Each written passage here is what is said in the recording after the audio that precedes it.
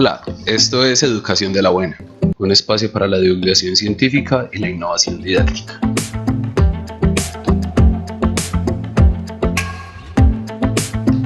Soy Edison Cardona, visita educaciondelabuena.com para ver las entradas en el blog, los recursos para maestros en YouTube, las historias en Instagram con algo de historia de las ciencias y el podcast en las diferentes plataformas.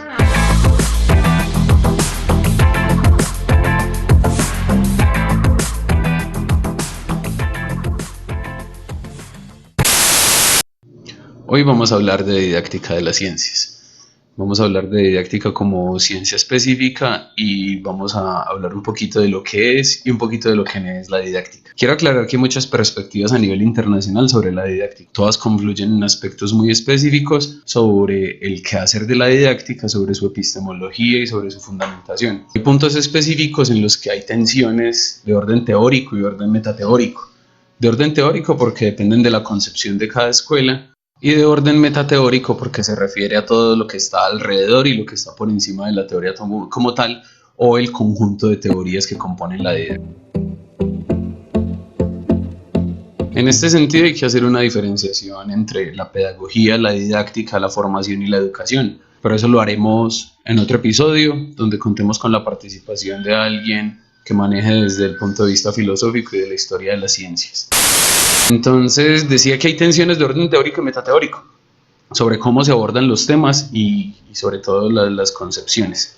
Esto que voy a hacer es una disertación que se expone desde la perspectiva del Grupo de Investigación de Educación y Cognición.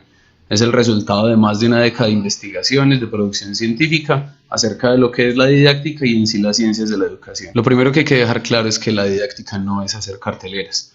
Y la didáctica no son las formas como se enseñan ni el juego y hielos con el que se iniciaba una clase en la década de los 80, y la didáctica tampoco es el mapa que se va a utilizar para dar una clase de sociales. La didáctica de las ciencias en la actualidad se constituye como un campo del saber en el que confluyen reflexiones y aportes de diferente naturaleza que provienen de campos muy diversos del conocimiento, entre los cuales se destaca la filosofía, la psicología, la pedagogía.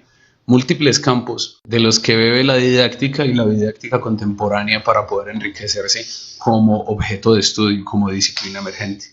Bueno, vamos a ubicar en los campos del saber entonces la pedagogía, la didáctica y la formación, dándole a cada uno su nicho teórico. Con el propósito de precisar algunos términos, proponen la formación como el objeto de estudio de la pedagogía. Y de igual manera, se considera la educación como el campo general en el cual se inscriben tanto la pedagogía como la didáctica. Es decir, la educación es el campo macro en el que se inscriben tanto la pedagogía como la didáctica, siendo parte de la educación ambas, pero con espacios bien delimitados en sus objetos de estudio. En este sentido, la formación es el objeto de estudio de la pedagogía, la formación humana, tal vez la crianza en términos muy radicales, mientras que la didáctica se piensa es por los procesos de enseñanza y aprendizaje.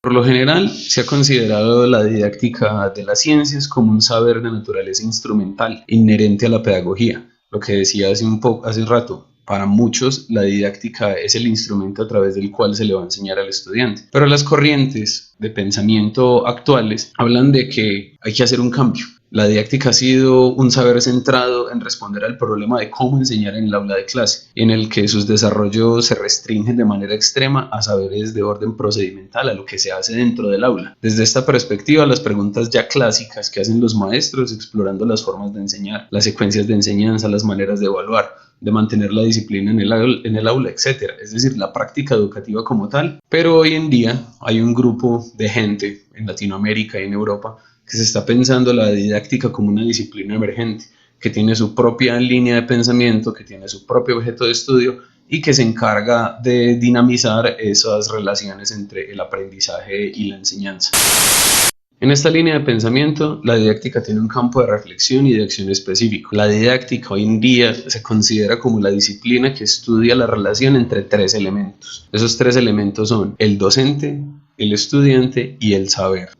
Quiero decir con esto que la didáctica no es solamente la forma de enseñar como históricamente se ha concebido, sino que la didáctica también se preocupa por el proceso de aprendizaje de los estudiantes y por cómo llevar el conocimiento de las comunidades científicas en cualquiera de las áreas y de las disciplinas específicas a un aula de clase. Por eso en la década de los 80